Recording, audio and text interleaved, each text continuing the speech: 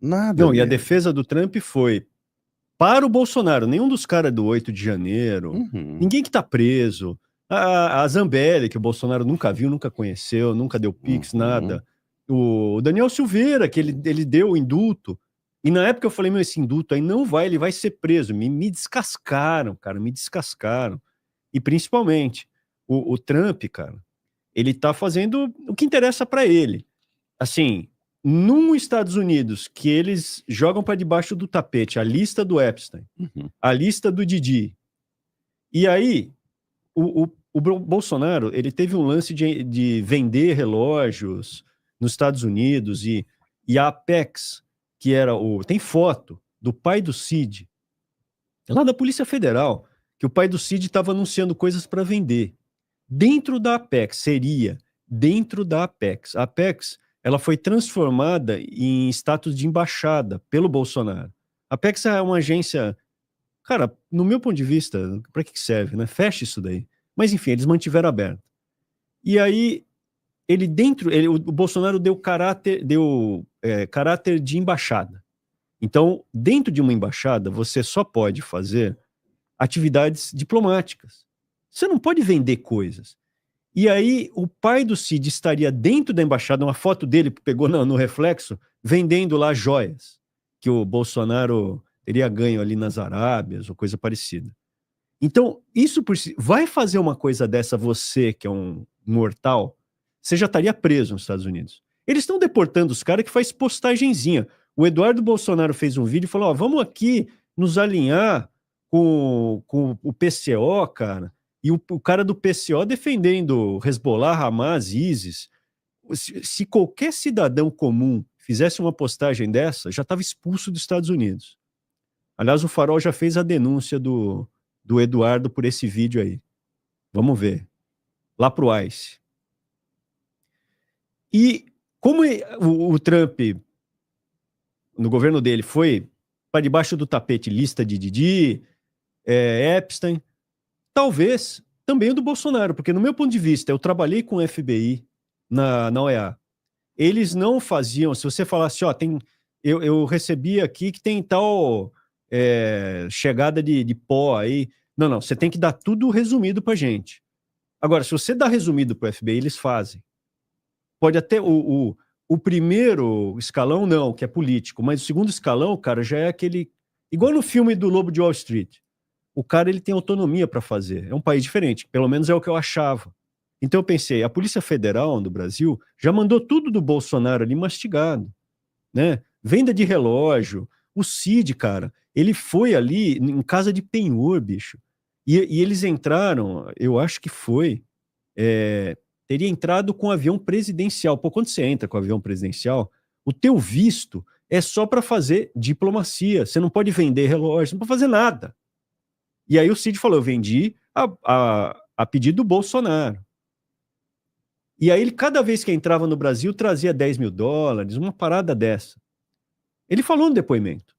Cara, isso daí, para qualquer pessoa normal, o cara nunca mais ia entrar nos Estados Unidos. E o Bananinha já estaria fora. Por que que não sai? Será que o Trump falou, ó, não mexe com esse cara é meu contato? Enfim, Estados Unidos está diferente, o mundo está ficando pior. E eu acho que foi um lance do Trump, falar, meu, esse é o meu contato, eu já conheço os caras, eu não quero gastar energia para ver um cara, não, eu não tenho outro contato no Brasil. Outra coisa, o Tarcísio, ele tá com o Kassab e o Temer, que não estão com o Trump. Eles não foram lá conversar com o Trump. Eles foram conversar com o pessoal da Europa, com o Klaus Schwab. E isso pro Trump, então ele fala, meu, o Tarcísio não é meu contato. O Lula não é o meu contato. É o que eu tenho é o Bolsonaro. O que ele viu do Bolsonaro, ele não sabe. Cara, eu te garanto que ele não sabe o que o Bolsonaro fez aqui no Brasil. Eu te garanto, conhecendo ali, eu conheci o staff do Trump, eu conheci a galera, ele não sabe. Não faz ideia. O Bolsonaro chamou a galera, depois se empirulitou, tudo que ele falou de. E se for para soltar o Lula, absolver o Lula no processo, ele, principalmente agora, ontem, cara, ele mandando mensagens de amor pro Xandão. Porque se o Xandão é o maior inimigo da galáxia, né? Ele que gosta de falar das intergaláctico, se ele é o maior inimigo, como é que ele se amarra ali e chama para ser vice?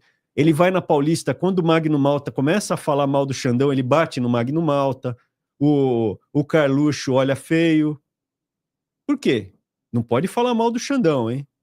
Não pode falar mal do Xandão, sendo que o Xandão é o maior inimigo. Então ele está deixando, o Bolsonaro está deixando aí o Trump se enrolando, né?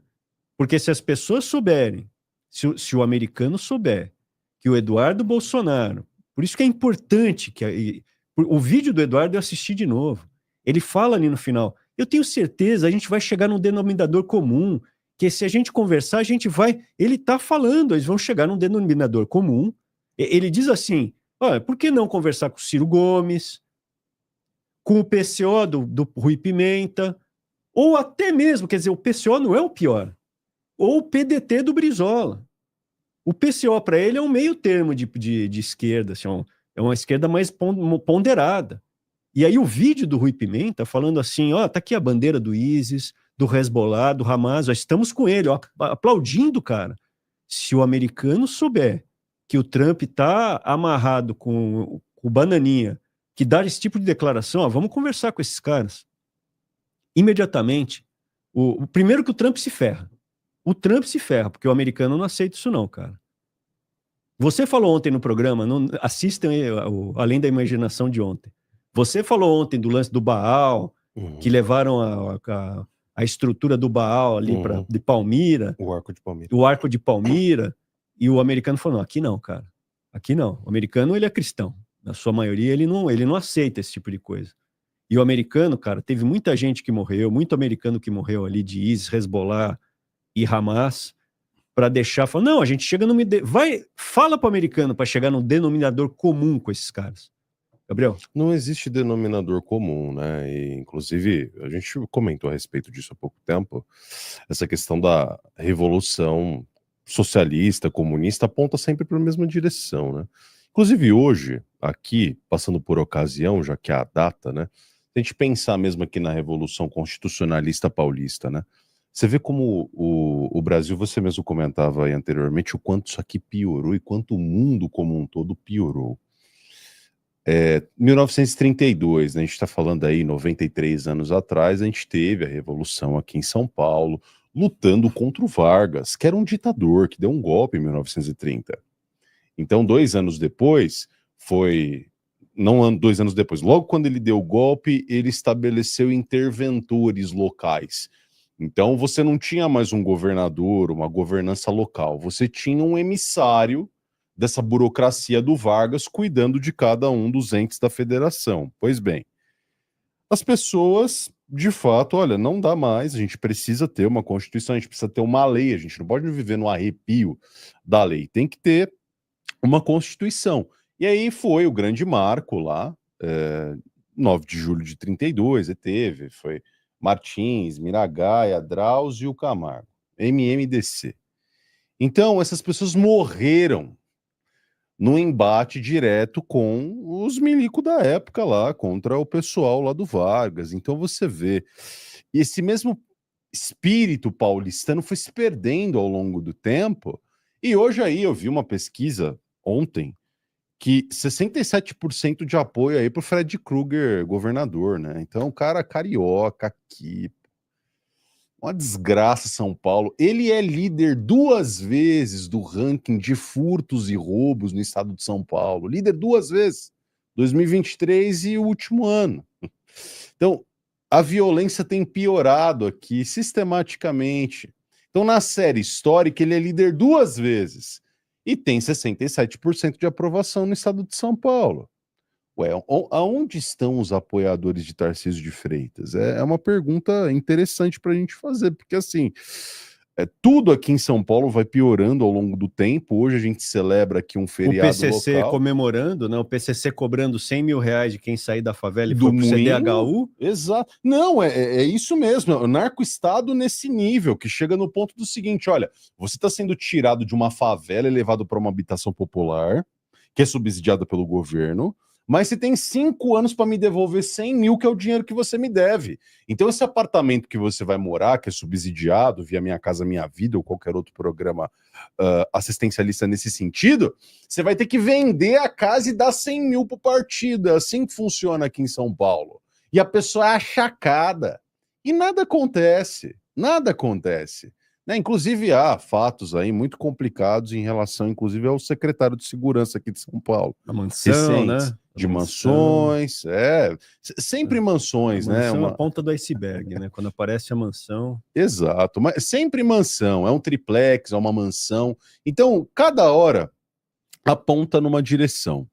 E aí essa turma que apoia esse pessoal incondicionalmente vai diminuindo, né? Isso aí, dado, não dá para dizer o contrário. O Tarcísio teve um dado positivo aí nos últimos dias, mas se você pega a base de apoio de fato do que é chamado de bolsonarismo ou do que é chamado de petismo e lulismo, essa turma tem enfraquecido, tem murchado ao longo dos tempos. Isso é pesquisa, não tem o que discutir com dado. E a gente vai percebendo assim que o brasileiro médio ele pode retomar essa vertente que existia antes no Brasil, de uma luta mesmo.